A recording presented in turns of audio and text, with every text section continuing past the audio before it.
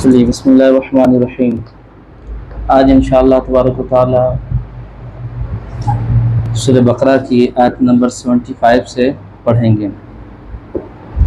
اللہ تبارک و تعالی قرآن مقدس میں ارشاد فرماتا ہے فَتَطْمَعُونَ أَن يُؤْمِنُوا لَكُمْ وَقَدْ كَانَ فَرِيقٌ مِّنْهُمْ يَسْمَعُونَ كَلَامَ اللَّهِ ثُمَّ يُحَرِّفُونَهُ مِن بَعْدِ مَا عَقَلُوهُ وَهُمْ يَعْلَمُونَ۔ آپ کو معلوم ہے کہ اس سے پہلے جتنے بھی چیزیں گزری یہ سب بنی اسرائیل کے بارے میں ہی تھی، اور یہ بھی بنی اسرائیل کیونکہ جو بنی اسرائیل تھے نا وہ یہودی تھے۔ اور یہودی کون ہے آپ کو میں نے بتایا تھا نا کہ یہودی حضرت یعقوب علیہ السلام کی اولاد کو یہودی کہتے ہیں، کیونکہ یعقوب علیہ السلام کے 12 بیٹے تھے، اور جو لوگ بھی ہوئے تمام کے تمام یہود کہلائیں، ہے نا۔ تو یہ یعقوب علیہ السلام کے بعد جتنے بھی انبیاء کرام اور رسول نظام تشریف لائے سب لوگ جو ہے نا بنو اسرائیل میں غالباً آئے، اور ان لوگوں نے بنو اسرائیل نے تمام انبیاء کرام پر تقریباً ظلم و زیادتی کی اور بحث و مباحثہ کیا، ٹھیک ہے نا۔ تو یہ سلسلہ حضرت یعقوب علیہ السلام کے زمانے سے ہوتا ہوا حضور صلی اللہ تعالیٰ علیہ وسلم کے زمانے تک آیا۔ کچھ لوگ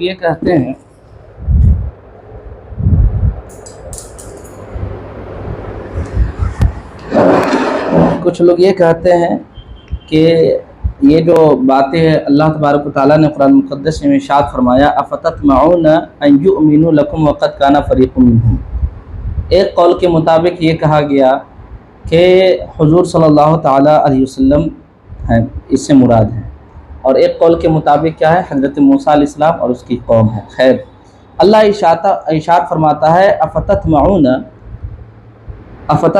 ان یؤمنوا لکم وقد کان فریق منہم یسمعون کلام اللہ، یعنی اے مسلمانوں کیا تم لوگ اس بات کی توقع رکھتے ہو کہ یہ یہودی تمہارے خاطر ایمان لے آئیں گے؟ وقد کان فریق منہم،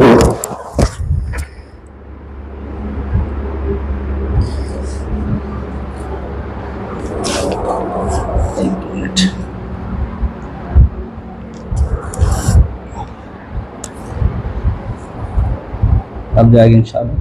افتطمعون ان یؤمنوا لکم وقد کان فریق منہم یسمعون کلام اللہ، اللہ تبارک و تعالیٰ ارشاد فرماتا ہے اے مسلمانوں کیا تم لوگ اس بات کی توقع کرتے ہو کہ وہ لوگ یعنی یہودی تمہارے لیے ایمان لے آئیں گے؟ وقد کان فریق منہم، حالانکہ ان میں کی ایک جماعت یسمعون کلام اللہ، اللہ کے کلام کو سنتی ہے، ثم یحرفونہ، پھر اس میں تبدیل کر دیتی ہے، من بعد ما عقلوہ، یعنی دانستہ طور پر جاننے کے باوجود اس میں تبدیل کر دیتی ہیں، وہم یعلمون، اس حال میں کہ وہ لوگ جانتے رہتی ہیں۔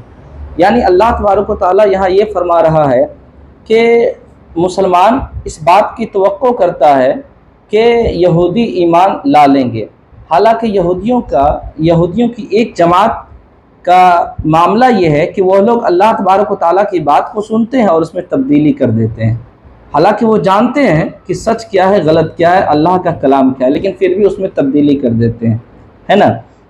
یہاں پر علامہ ابو الحیان اندلسی لکھتے ہیں کہ اس آیت کی جو شان نزول ہے نا، اس آیت کی شان نزول دو ہے جو میں نے آپ کو اس سے پہلے بتایا ہے نا۔ پہلی شان نزول یہ ہے کہ یہ آیت جو ہے نا انصار کے متعلق نازل ہوئی، یعنی حضور صلی اللہ تعالیٰ علیہ وسلم کے زمانے میں جو حضور کے مددگار تھے اور مسلمانوں کے جو مددگار ہوئے اسے انصار کہنے لگے، تو یہ آیت جو ہے نا انصار کے متعلق نازل ہوئی، اس لیے کہ انصار کا معاملہ یہ تھا کہ یہودی جو ہے یہودی یہ انصار کے پڑوسی تھے، چنانچہ یہودیوں سے ان کی دوستی بھی تھی۔ یہ ایم ڈی کون ہے؟ تھوڑا آواز بند کر دیجئے، میوٹ کر لیجئے آپ لوگ آواز۔ تو یہ یہودی جو تھے، یہ انصار جو تھے، انصار بھائی میوٹ کر لیجئے نا آپ لوگ، اعتراض کرنا تو بولیے، کون ہے ایم ڈی؟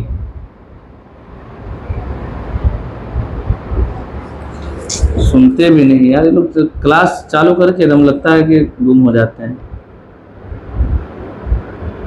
یہ کون ہے؟ میوٹ کیجئے نا آپ لوگ یار، خالی ڈسٹرب کرنے کے لیے آتے ہیں بس، نہیں کر رہے ہیں۔ یہ ایم ڈی کون ہے؟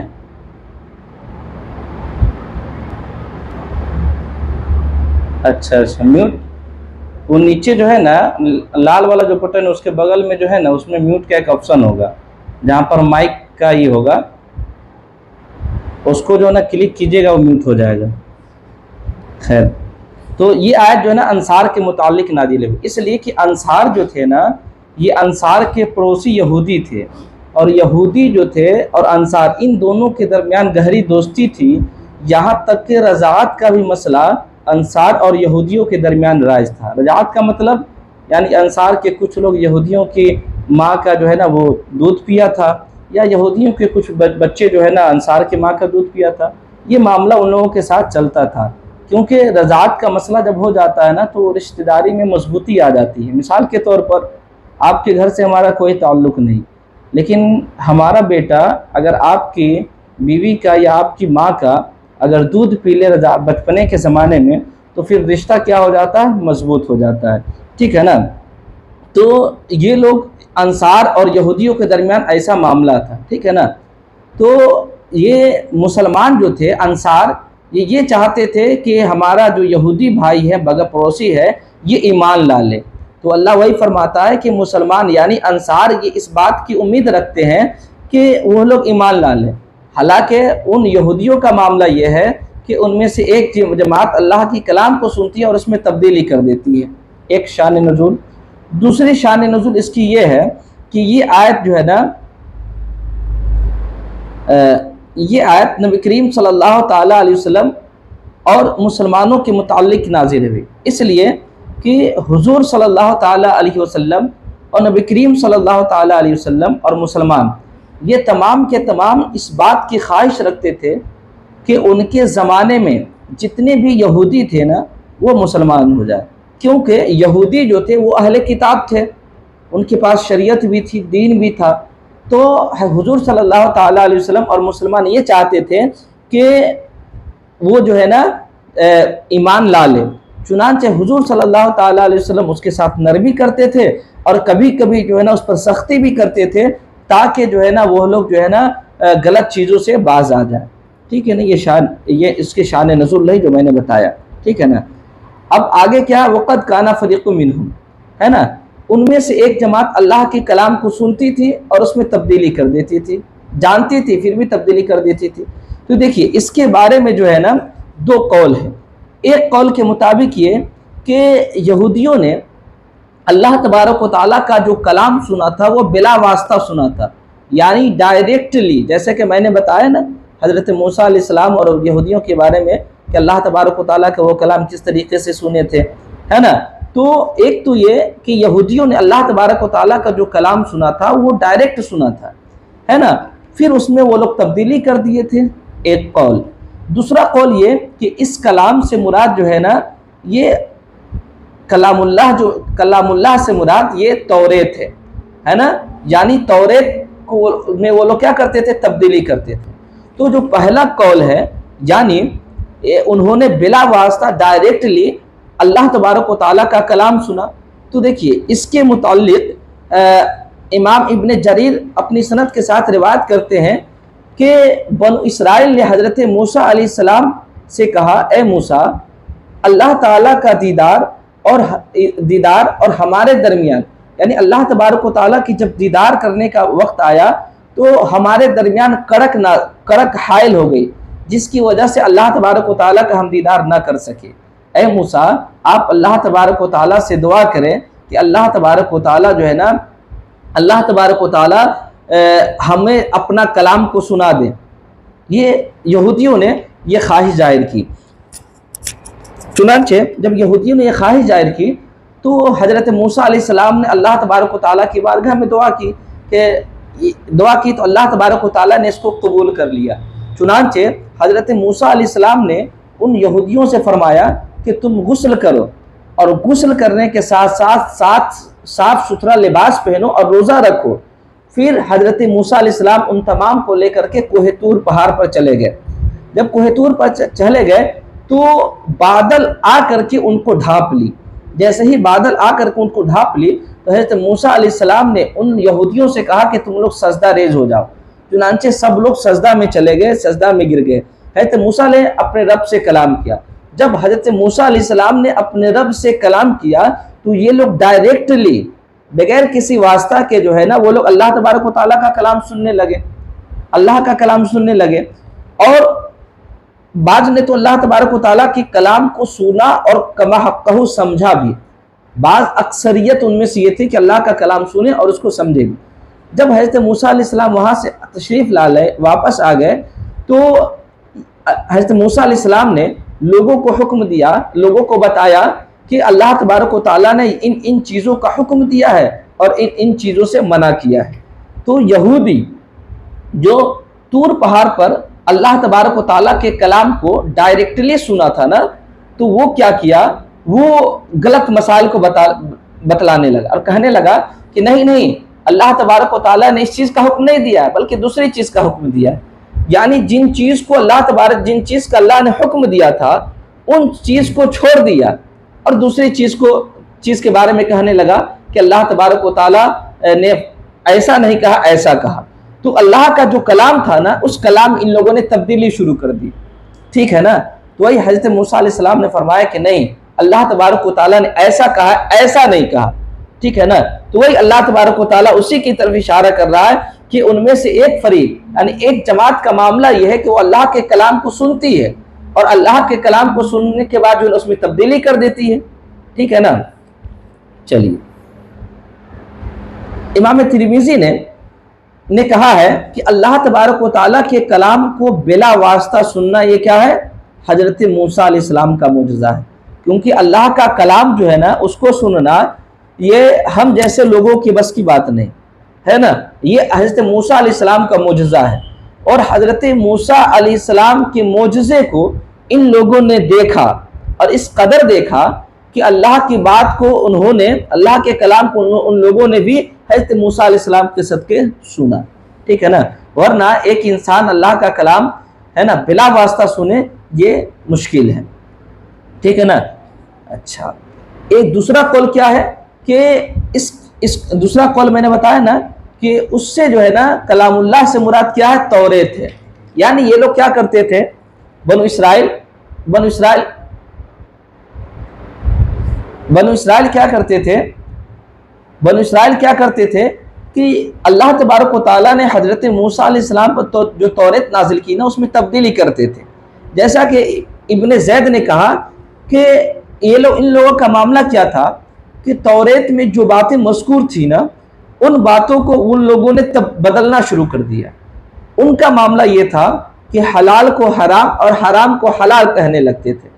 اگر توریت میں کسی چیز کو حلال کیا گیا تو وہ لوگ حرام کہتے تھے، اور جو چیز حرام توریت میں موجود تھا اس چیز کو وہ حلال کہتے تھے۔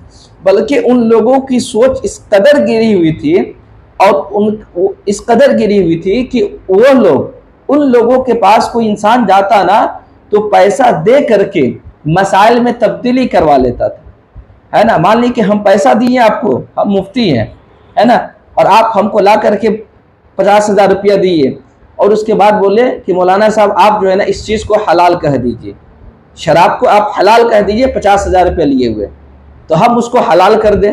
تو پیسے کی لالچ میں یہ لوگ کیا کرتے تھے کہ کوئی پیسہ لے کر کے جاتا تھا نا تو اس کی خواہش کے مطابق یہ لوگ، یہ توریت کے جو عالم تھے نا، یہ توریت کے عالم لوگ اس پیسہ دینے والے کی خواہش کے مطابق جو ہے نا توریت سے فیصلہ کرتے تھے۔ یعنی جائز کو ناجائز، ناجائز کو جائز کیا کرتے تھے، ٹھیک ہے نا۔ تو گویا کہ اللہ تبارک و تعالیٰ کا جو کلام اور جو مقدس کتاب توریت تھی ان لوگوں نے اس میں تبدیلی کرنا شروع کر دیا، حالانکہ وہ جان رہے ہیں کہ ہم یہ غلط کر رہے ہیں، ہے نا، لیکن پھر بھی وہ دیدہ دانستہ، اللہ فرماتا ہے کہ وہم یعقلون، وہ لوگ جانتے تھے کہ ہم غلط کام کر رہے ہیں، اللہ کے کلام میں تبدیلی کر رہے ہیں، لیکن اس کے باوجود وہ لوگ کیا کرتے تھے، اللہ کے کلام میں تبدیلی کیا کرتے تھے، ٹھیک ہے نا۔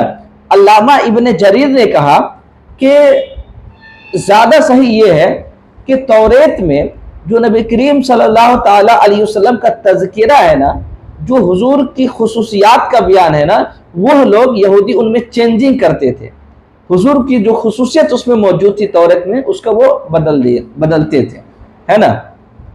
چنانچہ اس کا جو علامہ ابن جریر نے کہا جو کہ حضور کی خصوصیات کو چینج کرتے تھے، یہ بات آگے اسی قرآن مقدس کی جو آج کے جو درس قرآن، اسی میں آگے چل کے معلوم چلے گا کہ ممکن ہے کہ وہ لوگ ان چیزوں کو تبدیلی کرتے تھے کہ جس کا تعلق میرے آقا صلی اللہ تعالیٰ علیہ وسلم سے تھا، ہے نا، یعنی آقا صلی اللہ تعالیٰ علیہ وسلم کی صفات کو جو توریت میں موجود ہے اس کو چینج کرتے تھے۔ آگے دیکھیں، اللہ فرماتا ہے وَإِذَا لَقُوا الَّذِينَ آمَنُوا قَالُوا آمَنَّا، اور یہودیوں کا معاملہ یہ ہے کہ جب وہ لوگ مسلمانوں سے ملتے ہیں تو وہ کہتے آمنا، ہم ایمان لائے، ہے نا۔ وَإِذَا خَلَا بَعْضُهُمْ إِلَى بَعْضٍ، اور وہ جب ایک دوسرے سے تنہائی میں ہوتے ہیں نا، تقالوا، وہ لوگ کہتے ہیں أَتُحَدِّثُونَهُمْ بِمَا فَتَحَ اللَّهُ عَلَيْكُمْ لِيُحَاجُّوكُمْ بِهِ عِنْدَ رَبِّكُمْ، کیا تم لوگ مسلمانوں کو ان باتوں کے بارے میں بتاتے ہو جن باتوں کو اللہ تبارک و تعالیٰ نے تم پر کھول رکھا ہے، لِيُحَاجُّوكُمْ بِهِ عِنْدَ رَبِّكُمْ، تاکہ وہ لوگ اس کی وجہ سے تم پر اپنے رب کے پاس حجت قائم کرے۔ یعنی یہودی یہ کہتے تھے کہ تم جو ہے نا، تم پر اللہ تبارک و تعالیٰ نے جو انکشاف کیا ہے، جن جن چیزوں کو اللہ تبارک و تعالیٰ نے، اب اس کی ذہن کو ڈالے، یعنی حضرت موسیٰ علیہ السلام جو طور پہاڑ پر لے گئے، ٹھیک ہے نا، ان لوگوں کو، یہودیوں کو لے گئے، تو وہ لوگ جو بات سنے تھے نا، تو یہ تبدیلی کرتے تھے، آ کر کے کہتے تھے کہ نہیں، اللہ تبارک و تعالیٰ نے ایسا کہا ہے، ایسا نہیں کہا ہے نا۔ تو اسی کی طرف اشارہ ہے کہ وہ لوگ کہتے تھے کہ تم لوگ ان باتوں کو مسلمانوں کو بتا رہے ہو جن باتوں کو اللہ تبارک و تعالیٰ نے خاص طور پر تم پر واضح کیا ہے، اب تم جو بتا رہے ہو تو ظاہر سی بات ہے تم خود اس چیز کو بتاؤ گے تو پھر کیا ہوگا، وہ چیزیں تمہارے خلاف جو نا حجت ہو جائے گی، ہے نا، تمہارے خلاف حجت ہو جائے گی۔ تو تم ایسی باتیں جو راز و نیاز کی بات اللہ نے تم سے کہی ہے وہ تم مسلمانوں کو نہ کہو، ورنہ یہ مسلمان خود ان باتوں کو لے کر کے جو ہے نا تمہارے خلاف حجت قائم کرنا شروع کر دیں گے۔ تو یہ منافقت کی جو ہے نا بہت بڑی نشانی ہے۔ کچھ لوگ کہتے ہیں نا منہ پر کہتے ہیں بھائی ہم آپ کے ماننے والے ہیں، ہم آپ کے چاہنے والے ہیں، ہم آپ سے محبت کرتے ہیں، ہم آپ کو مانتے ہیں، دل سے مانتے ہیں، لیکن معلوم چلا بعد میں گئے تو پھر مخالفت شروع کر دی، ہے نا۔ تو ایسا نہیں ہونا چاہیے۔ یہ منافقت کی نہیں، منافق کا مطلب ہی ہوتا ہے زبان پہ کچھ اور، دل میں کچھ اور، سامنے کچھ اور، باہر میں کچھ اور، ہے نا۔ تو یہ یہودی جو ہے نا ایسا ہی کرتے تھے، یہ منافقت کی ان کی نشانی ہے کہ وہ لوگ کہتے تھے کیا تم لوگ جو ہے نا ان باتوں کو مسلمانوں کو بتا رہے ہو جن باتوں کو اللہ تبارک و تعالیٰ نے خاص طور پہ تم پر ظاہر کی، اب تم بتا دو گے نا تو یہ تمہارے خلاف حجت قائم کرنا شروع کر دیں گے، ہے نا۔ حضرت عبداللہ ابن عباس رضی اللہ تعالی عنہما بیان کرتے ہیں کہ جب منافقین یہود حضور صلی اللہ تعالی علیہ وسلم کے اصحاب سے ملتے، یعنی یہ منافقین یہودی جو تھے وہ جب مسلمانوں سے ملتے تو یہ کہتے تھے کہ ہم ایمان لے آئے، ہے نا، جیسے کہ حضور صلی اللہ تعالی وسلم کے زمانے میں ہوتا تھا، وہ کہتے تھے ہم ایمان لے آئے۔ اور قتادہ نے کہا جب یہ منافقین یہود جب یہ آپس میں ملتے ہیں، یعنی اپنے یہودی بھائیوں کے ساتھ ہوتے ہیں، تو یہ کہتے ہیں کہ تمہاری کتاب میں جو حضور صلی اللہ تعالی علیہ وسلم کی صفات بیان کی گئی ہے نا، وہ تم مسلمانوں کو کیوں بتاتے ہو؟ وہ اس بیان کو تمہارے خلاف حجت بنا لیں گے۔ جب یہ وہی آنے والے نبی ہے تو تم ان پر ایمان کیوں نہیں لاتے ہو؟ جب تم بتانے لگو گے حقیقت کو تو یہ مسلمان خود کہیں گے کہ اے یہودی، جب تم یہ خود کہتے ہو کہ تمہاری کتاب میں حضور کی یہ صفات موجود ہے تو یہ صفات تو میرے نبی میں موجود ہے، جب توریت میں یہ چیزیں موجود ہے اور خود تم اس بات کو کہہ رہے ہو تو تم اس ایمان کیوں نہیں لاتے ہو، ہے نا۔ تو یہودیوں کی منافقانہ چال تھی، اور اپنے جو ہے نا متبعین کو، اپنے ماننے والوں کو جو ہے نا مسلمانوں کے خلاف بھڑکاتے تھے، کہتے تھے کہ جو اللہ تبارک و تعالیٰ نے توریت میں جو اہم چیزوں کو بتایا ہے نا، ان چیزوں کو تم مسلمانوں سے نہ بتاؤ ورنہ یہ تمہارے خلاف حجت قائم کرنے لگیں گے۔ چلیے آگے دیکھیں، اولا یعلمون، افلا تعقلون، تو کیا تم عقل نہیں رکھتے ہو؟ اولا یعلمون ان اللہ یعلم ما یسرون وما یعلنون، تو کیا وہ لوگ نہیں جانتے ہیں کہ اللہ تبارک و تعالیٰ ان چیزوں کو بھی جانتا ہے جو تم چھپاتے ہو، اور ان چیزوں کو بھی جانتا ہے جو تم ظاہر کرتے ہو؟ یعنی اللہ تبارک و تعالیٰ تو ہر چیز کو جان رہا ہے نا، جو چیز تم چھپا رہے ہو یا جو چیز تم بتا رہے ہو، تم چھپاؤ گے اس کو بھی اللہ جانتا ہے نا، اور جو تم بیان کرو گے اس کو بھی اللہ جانتا ہے۔ تو اللہ کی پکڑ سے تم باز کہاں آؤ گے؟ کبھی باز نہیں آ سکتے ہو۔ اس لیے باز نہیں آ سکتے ہو کہ اللہ تبارک و تعالیٰ تمہارے ظاہر کو بھی دیکھتا ہے، تمہارے باطن کو بھی دیکھتا ہے۔ وَمِنْهُمْ أُمِّيُّونَ، اور یہودیوں میں سے کچھ یہ بھی تھے کہ وہ امی تھے۔ امی کا مطلب یہ تھا کہ ان پڑھ لوگ، یعنی جب بچہ ماں کے پیٹ سے پیدا ہوتا ہے تو ان پڑھ ہوتا ہے، کچھ جانتا ہے نہیں نہ جانتا ہے، تو یہ ان پڑھ تھے، ہے نا۔ وَمِنْهُمْ أُمِّيُّونَ، ہے نا، ان پڑھ تھے یعنی ایک دم نرا جاہل تھے۔ اور جو جاہل ہوتا ہے، مان لی کہ ہم کو قرآن مقدس نہیں پڑھنے آتا، ہم جاہل ہیں، اب لا کر کے آپ قرآن کھول کر کے ہمارے سامنے رکھ دیجئے گا تو ہم کو کچھ سمجھ میں آئے گا؟ سب کالا کالا دکھے گا کہ نہیں دکھے گا؟ سب کالا کالا دکھے گا، سمجھ ہی میں نہیں آئے گا کہ کیا ہے کیا نہیں۔ تو ان میں سے یہودیوں میں سے کچھ ایسے لوگ تھے جو امی تھے، یعنی بغیر پڑھے لکھے تھے، نرا جاہل تھے، ہے نا۔ لا یعلمون الکتاب الا امانیہ، وہ لوگ جو ہے نا کتاب کا علم نہیں رکھتے تھے، زبانی پڑھنے کے علاوہ کتاب کا علم نہیں رکھتے تھے، ہے نا۔ وَإِنْهُمْ إِلَّا يَظُنُّونَ، اور وہ صرف گمان کیا کرتے تھے، ہے نا۔ دیکھیے امانی جو ہے نا امنیہ کی جمع ہے، ٹھیک ہے نا۔ امنیہ کے ایک معنی آتا ہے پڑھنا، کیا آتا ہے؟ پڑھنا، ہے نا۔ یعنی یہ عام ان پڑھ لوگ جو تھے اس میں سے یہودیوں کے، ان کا معاملہ یہ تھا کہ وہ صرف توریت کو زبانی طور پر پڑھ لیتے تھے، زبانی طور پر توریت کو پڑھ لیتے تھے، لیکن اس کا معنی سمجھ میں نہیں آتا، سمجھتے نہیں تھے۔ جیسا کہ آج بھی کچھ لوگ موجود ہیں، ہے نا، اور وہ لوگ یہ سوچتے ہیں کہ ہم قرآن پڑھ لیے تو کافی ہے، حالانکہ ایسا نہیں ہے۔ قرآن کو پڑھنا ہے اور اس کو سمجھنے کی کوشش کرنا ہے نا، سمجھنے کی کوشش کرنا۔ آپ تھوڑا سوچے صحیح کہ انسان جب قرآن کی تلاوت خالی کرتا ہے نا تو انسان اس قدر اس میں لذت محسوس کرتا ہے نا کہ وہ قرآن مقدس خوب پڑھتا ہے۔ غور کریں گے آپ، انسان خالی قرآن کو ریڈنگ کرتا ہے تو اس انسان کو لذت اتنی محسوس ہوتی ہے کہ وہ زیادہ سے زیادہ قرآن کی تلاوت کرتا ہے۔ اور اگر کوئی انسان قرآن کو سمجھ کر کے پڑھے تو وہ کتنا لذت، اس کو کتنا لذت ملے گا، اس کو کتنی لذت ملے گی، ہے نا۔ تو پتہ کیا چلا کہ صرف ریڈنگ کرنے سے اتنی لذت ہوتی ہے، تو جو سمجھ کر پڑھے گا تو وہ کتنی لذت حاصل کرے گا۔ اور کامیابی کیا ہے؟ کامیابی سمجھ کر پڑھنے میں۔ تو یہ بنو اسرائیل یعنی یہودی میں سے کچھ لوگ ایسے تھے کہ وہ لوگ صرف قرآن کو زبانی طور پہ پڑھ لیتے تھے بس، ہے نا، بغیر سوچے سمجھے خالی اس کا ریڈنگ کر لیتے تھے، بس ہو گیا۔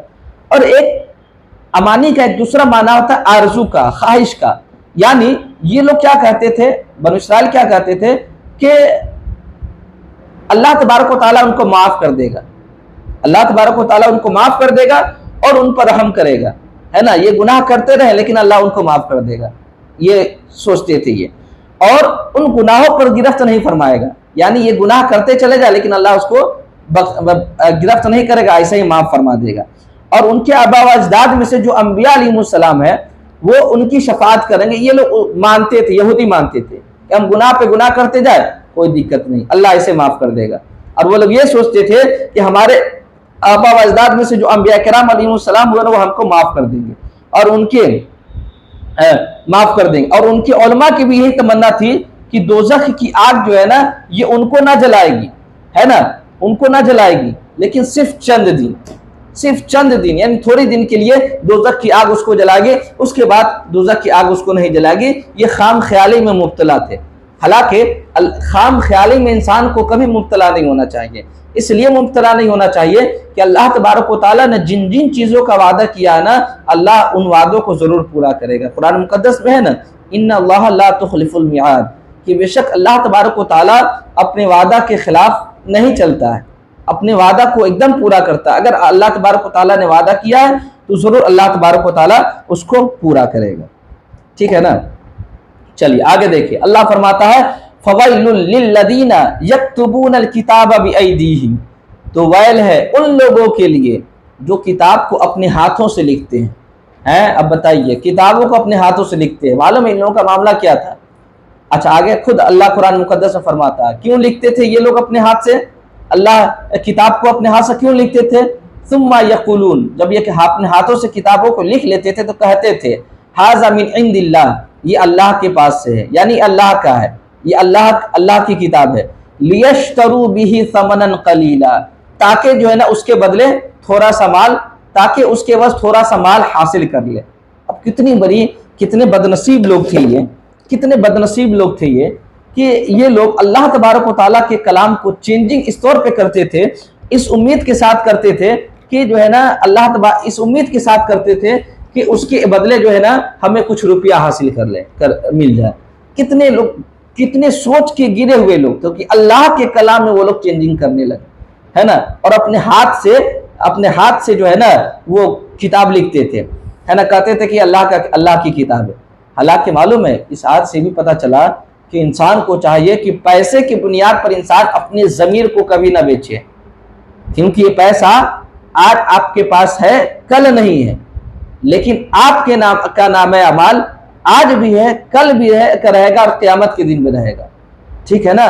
تو پیسے کی بنیاد پر انسان کو چاہیے کہ کوئی ایسا کام نہ کرے جو شریعت کے خلاف ہو، کیونکہ شریعت کے خلاف اگر کوئی کام کرے گا نا تو یقیناً جانے اللہ تبارک و تعالیٰ کے عذاب میں گرفتار ہوگا، ٹھیک ہے نا۔ تو دیکھیے یہ بنو اسرائیل کتنے بڑے نیڈر اور بدماش لوگ تھے کہ وہ لوگ جو ہے نا اپنے ہاتھ سے کتابوں کو لکھتے تھے اور یہ کہتے تھے کہ اللہ کے پاس سے ہے نا۔ جیسے کہ ایک میں واقعہ بتاتا ہوں، جیسا کہ آپ کو معلوم ہے نا غالباً حضرت عمر رضی اللہ تعالیٰ عنہ کے زمانے میں ایک آدمی آیا، ان کی خلافت کے زمانے میں ایک آدمی آیا اور اپنے ہاتھ میں ایک نالین شریف رکھا تھا، جوتا رکھا تھا، اور اس کو کیا کہتا تھا کہ یہ حضور صلی اللہ تعالیٰ علیہ وسلم کا نالین شریف ہے۔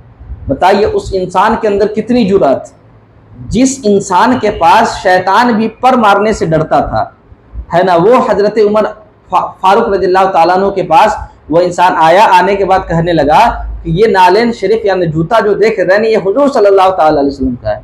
تو معلوم ہے حضرت موسیٰ علیہ السلام نے حضرت عمر فاروق رضی اللہ تعالیٰ عنہ کو معلوم تھا کہ یہ جوتا شریف جو ہے نا یہ حضور کی نہیں ہے، اور یہ بھی معلوم تھا کہ اس کا وجود بھی، یعنی اس کا وجود یہ جو بنا ہے یہ حضور کے زمانے میں بھی موجود نہیں تھا، لیکن اس انسان نے اس چیز کو حضور کی طرف نسبت کر دی، ہے نا۔ چنانچہ جب حضور کی طرف نسبت کر دی تو حضرت عمر فاروق رضی اللہ تعالیٰ عنہ نے اس کو خرید لیا۔ آپ دیکھیں، حضرت عمر فاروق رضی اللہ تعالیٰ عنہ تو محبت رسول میں نہ خریدا کہ وہ انسان نے حضور کی طرف اس چیز کی نسبت کر دی، لیکن اس انسان کا معاملہ کیا ہے، وہ انسان پیسہ کے بدلے، پیسہ کے لیے ایسی چیز کو کر رہا ہے جس کی شریعت اجازت نہیں دیتی ہے، حرام ہے۔ کیونکہ کہا گیا نا، میرا آقا فرماتے ہیں نا کہ جو چیز میں نے نہ کیا یا جو چیز ہم سے ظاہر نہ ہو، ہے نا، اگر اس چیز کو اگر کوئی انسان میری طرف منسوب کرے تو وہ انسان اپنا ٹھکانہ جہنم بنا لے، ہے نا۔ اب وہ انسان کتنا بڑا نیڈر انسان تھا کہ وہ بھی خلیفۃ المسلمین کے سامنے آ کر کے جھوٹ بات بول رہا ہے، وہ بھی پیسے کی خاطر، ہے نا۔ تو پیسے کے بدلے انسان کو چاہے کہ کبھی بھی اپنا ضمیر نہ بیچے، کیونکہ پیسہ آج ہے آپ کے پاس کل نہیں رہے گا، کیونکہ پیسہ کسی کے پاس نہیں ٹکتا، ہے نا۔ جو بھی انسان پیسے کے پیچھے بھاگا وہ پیسہ کو پکڑتے رہ گیا، لیکن پیسہ اسے کبھی حاصل نہیں ہوا، ہے نا۔ اسی لیے اللہ کی ذات پہ بھروسہ رکھنا چاہیے، کبھی پیسہ کے پیچھے نہیں بھاگنا چاہیے، پیسہ خود چل کر کے آئے گا۔ ہم نے تو دیکھا ہے کہ جو انسان کبھی پیسے کے پیچھے نہیں بھاگتا ہے نا، پیسہ اس کے پیچھے بھاگنا شروع کر دیتا ہے۔ خیر چلنا، ہاں، تو ویل ہے ان لوگوں کے لیے جو کتاب کو اپنے ہاتھوں سے لکھتے ہیں پھر کہتے ہیں کہ یہ اللہ کے پاس سے ہے، تاکہ اس کے بدلے تھوڑی سی قیمت کو حاصل کر لے، ہے نا۔ فویل لہم مما کتبت ایدیہم وویل لہم مما یکسبون، ہے نا۔ تو خرابی ہے ان لوگوں کے لیے، ہے نا، ان کے لیے ان کے ہاتھوں کے لکھے سے، یعنی ان کے ہاتھوں نے جو لکھا ان کے لیے خرابی ہے، اور ویل ان لوگوں کے لیے جو اس نے کمایا ہے، یعنی اس کے ہاتھوں نے لکھا وہ بھی ویل ہے، اور یہ جو پیسہ حاصل کر رہا ہے نا یہ بھی ویل ہے۔ اور معلوم ہے ویل کے بارے میں کتنی دردناک میں ہے، جیسے کہ میں نے شاید الہاکم التکاثر میں ہے کہ فویل للمصلین الذین هم عن صلاتهم ساہون، ہے نا، جو سورہ پاک میں ہے، میں نے جا کر کے آپ یوٹیوب سے دیکھ سکتے ہیں، اس میں ویل کی میں نے مکمل تفصیل کی ہے کہ ویل کیا ہے۔ یہاں پر ویل کا تذکر آ گیا ہے تو تھوڑی سی بات میں ویل کے تعلق سے بھی کر لوں۔ حضرت عبداللہ ابن عباس نے فرمایا کہ ویل جو ہے نا یہ ایک عذاب ہے۔ ابو ایاز نے کہا کہ ویل اس پیپ کو کہتے ہیں جو جہنم کی جڑ میں ہوتی ہے، جو جہنم کے سب سے نچلے طبقے میں ہے نا وہ پیپ ہوتی ہے نا، اس پیپ کو کہتے ہیں ویل۔ اب ظاہر سی بات ہے جہنم کے سب سے نچلے طبقے میں پیپ ہوگا تو پھر کیا ہوگا، جہنم کے اوپر جتنے بھی لوگ ہوں گے نا، یعنی جہنم مالک جہنم کا یہ منہ ہے، ٹھیک ہے نا، یہاں سے جہنم شروع ہوتا ہے، ٹھیک، اور یہاں جہنم کی یہ نچلا ہے، ظاہر سی بات ہے اس کے اور اس کے بیچ میں بھی تو کچھ لوگ ہوں گے نا، تو جہنم کے جو نچلے طبقے میں ہے نا، اس نچلے طبقے میں جو پیپ ہے اس کا نام کیا ہے، ویل ہے۔ تو اس کے بیچ میں جتنے جہنمی لوگ ہوں گے نا، اور جو جل جل کر کے ان کا پیپ ہوگا نا نیچے جائے گا نا، جب نیچے جائے گا تو تمام کے پیپ کو جو ہے نا کیا کہتے ہیں، ویل کہتے ہیں۔ تو ویل ہے ان لوگوں کے لیے، ٹھیک ہے نا۔ چلیے، حضرت عثمان ابن عفان نے کہا کہ رسول اللہ صلی اللہ تعالیٰ علیہ وسلم نے ارشاد فرمایا کہ ویل جہنم میں ایک پہاڑ ہے نا، اور حضرت ابو سعید خدری نے نبی کریم صلی اللہ تعالیٰ علیہ وسلم سے روایت کیا کہ ویل جہنم میں ایک وادی کا نام ہے، کافر اس کی گہرائی تک پہنچنے سے پہلے 40 سال تک گرتا رہے گا، 40 سال تک گرتا رہے گا، ہے نا۔ تو پتہ اچھا، ابو العالیہ نے کہا کہ یہود حضور صلی اللہ تعالیٰ علیہ وسلم کی صفات میں جو تحریف کرتے تھے نا، جو توریت میں جو حضور کا تذکرہ موجود تھا نا اس کو بدل دیتے تھے، اور دنیاوی مال کو حاصل کرنے کے لیے، ہے نا، تو حضرت عثمان بن عفان نے کہا کہ یہود اپنی خواہش کے مطابق جو توریت کے احکام لکھتے تھے اور جو احکام ان کو پسند آتے تھے اس کو توریت میں چھوڑ دیتے تھے، اور جو احکام ان کو پسند میں نہیں آتا تھا اس کو سائڈ کر دیتے تھے، ہے نا۔ تو انہوں نے توریت سے حضور صلی اللہ تعالیٰ علیہ وسلم کا نام مٹا دیا۔ جب نام مٹا دیا تو اللہ تبارک و تعالیٰ اس پر غضب ہوا، چنانچہ انہی لوگوں کے لیے اللہ تبارک و تعالیٰ نے کہا کہ ویل ہے ان لوگوں کے لیے جو اپنے ہاتھوں سے اللہ کے کلام کو لکھتے ہیں۔ آگے دیکھیں، وَقَالُوا لَن تَمَسَّنَا النَّارُ إِلَّا أَيَّامًا مَعْدُودَةً۔ اب یہ لوگ کتنے بڑے ڈھیٹ ہیں، اگر ہم گناہ کریں اور ہم یہ کہیں اللہ تبارک و تعالیٰ ہم کو معاف کر دے گا، ایسے ہی کچھ نہیں کرے گا اللہ، تو یہ کیا ہوا، ڈھیٹ ہوا نا۔ کہتے ہیں نا چوری بھی کرو اور سینہ جوری بھی کرو، وہی حال ہے نا۔ تو یہ لوگ کیا کہتے تھے، ایک تو اللہ کے کلام میں تحریف کرتے تھے، ہے نا، اور اپنے ہاتھ سے لکھ کر کے جو ہے نا بیچتے تھے اس کو، ہے نا۔ تو اور اوپر سے ڈھیٹ کس قدر نڈر تھے، وہ کہتے تھے وقال، وہ کہتے تھے لن تمسنا النار الا ایاما معدودہ، کہ ہرگز ہم کو آگ نہیں چھوئے گی مگر تھوڑی دن، یعنی تھوڑی دن کے لیے ہم اگر جہنم میں جانا ہوگا تو تھوڑی دن کے لیے جائیں گے، ہے نا، ہمیشہ کے لیے جہنم میں نہیں جائیں گے، پھر اللہ ہمیں بخش دے گا۔ اب ذرا آپ بتائیں تو صحیح، اللہ تبارک و تعالیٰ جہنم میں کس کو ڈالے گا؟ جو انسان اللہ کے کلام میں تبدیلی کر دے وہ انسان کو اللہ تبارک و تعالیٰ معاف کرے گا؟ کبھی نہیں معاف کرے گا جب تک کہ وہ صدق دل سے توبہ نہ کر لے، کبھی معاف نہیں کرے گا۔ اب وہ انسان اللہ کے اتنا بڑا گناہ کر رہا ہے، اس کے بعد کہہ رہا ہے کہ ہرگز ہرگز لن تمسنا النار، اتنی تاکید کے ساتھ انہوں نے کہا ہرگز ہرگز اللہ ہم کو آگ چھوئے گی نہیں مگر تھوڑی دن کے لیے، ہے نا۔ قل اتخذتم عند اللہ عہدا فلن یخلف اللہ عہدہ ام تقولون علی اللہ ما لا تعلمون، ہے نا۔ اللہ تبارک و تعالیٰ فرماتا ہے اے محبوب آپ فرما دیجئے اتخذتم، کیا تم لوگوں نے اللہ کے پاس کوئی وعدہ لیا ہے، خود اللہ تبارک و تعالیٰ سے کوئی وعدہ لیا ہے، فلن یخلف اللہ عہدہ، کہ بے شک تو ہرگز اللہ تبارک و تعالیٰ اپنے وعدہ کے خلاف کام نہیں کرتا، اپنے وعدہ کی خلافی نہیں کرتا۔ اللہ جس چیز کا وعدہ کرتا ہے نا اللہ اس کو پورا کرتا ہے۔ ام تقولون علی اللہ ما لا تعلمون، یا خدا پر تم لوگ وہ بات کہہ رہے ہو جو تم کو معلوم نہیں، ہے نا۔ اور اللہ تبارک و تعالیٰ نے وعدہ کس چیز کا کیا ہے؟ جو کافر ہوگا وہ جہنم میں ہمیشہ جائے گا، جو مشرک ہوگا وہ جہنم میں ہمیشہ جائے گا، یہ اللہ کا وعدہ ہے، ٹھیک ہے نا۔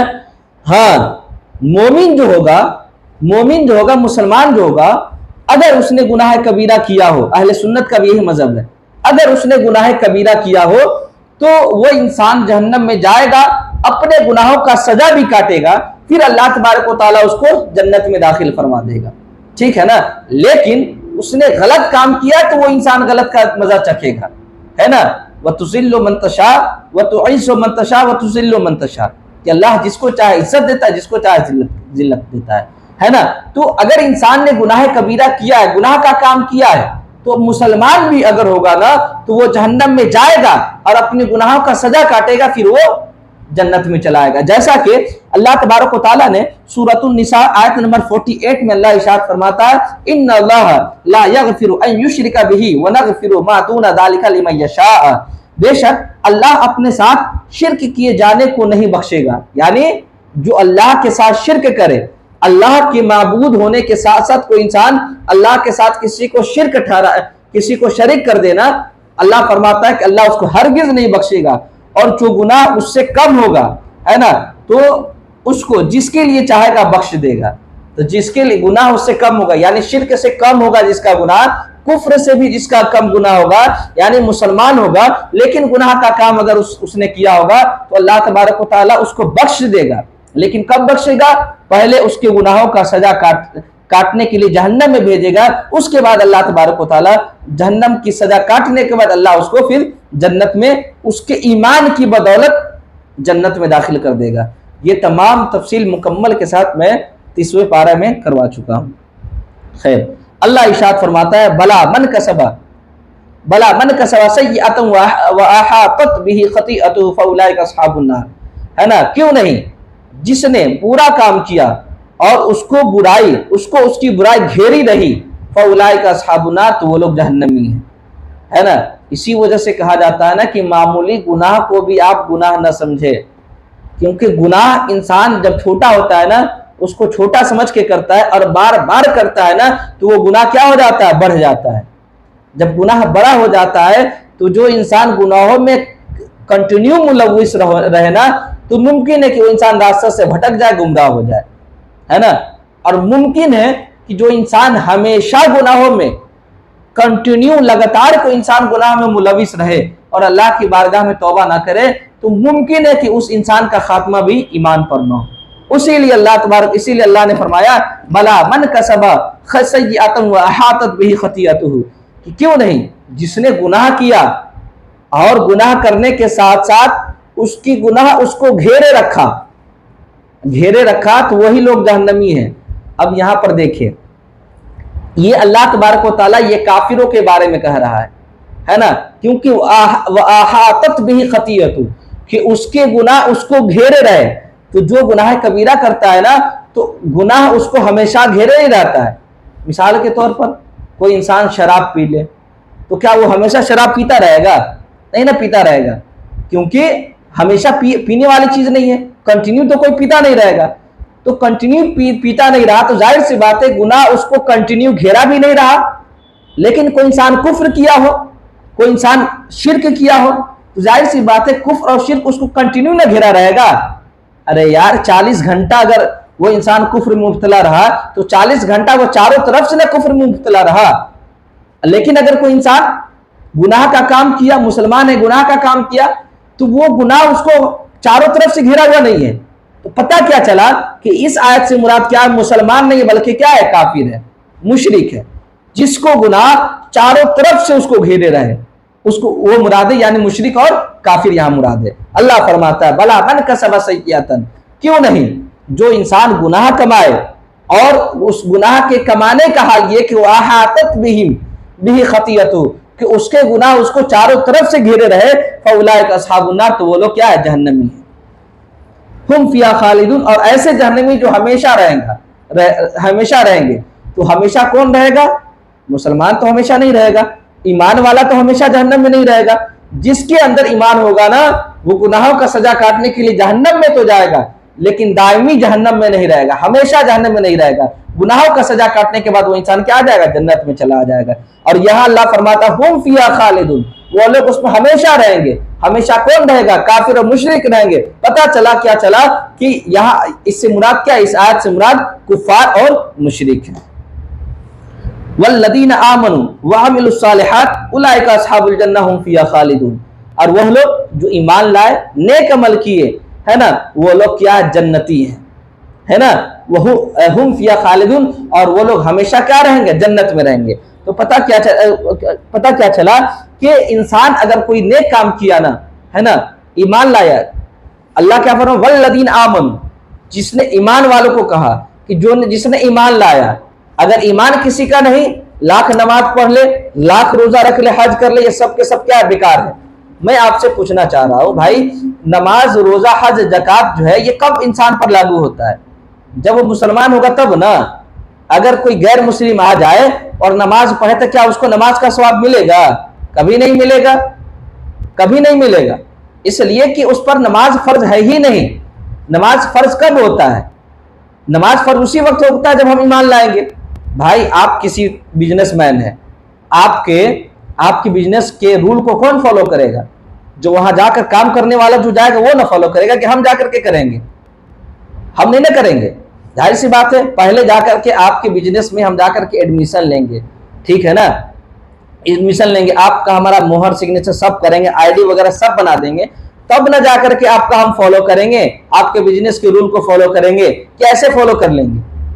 आम आदमी पर लाजिम नहीं है, हम पर लाजिम नहीं है कि आपके जाकर के कानून को हम फॉलो करें, इसलिए कि हम आपके काम में हम है ही नहीं है। तो जो काफिर है वो मुसलमान तो है ही नहीं है। नमाज रोजा हज ज़कात किसके लिए? मुसलमान के लिए, काफिर के लिए नहीं है। काफिर नमाज रोजा पढ़े और यह हज भी कर ले, फिर भी वो सब के सब बेकार है। पता क्या चला? ईमान सबसे पहली चीज है, ईमान है। अब अगर आप नेक काम करेंगे ना तो अल्लाह तबारक व तआला उसका अजर आपको अता फरमाएगा। अगर आप नेक काम नहीं करेंगे, ईमान नहीं लाएंगे और नेक काम लाख कर लेंगे, फिर भी ये सब के सब क्या हो जाएगा? बेकार हो जाएगा। चलिए, बात समझ में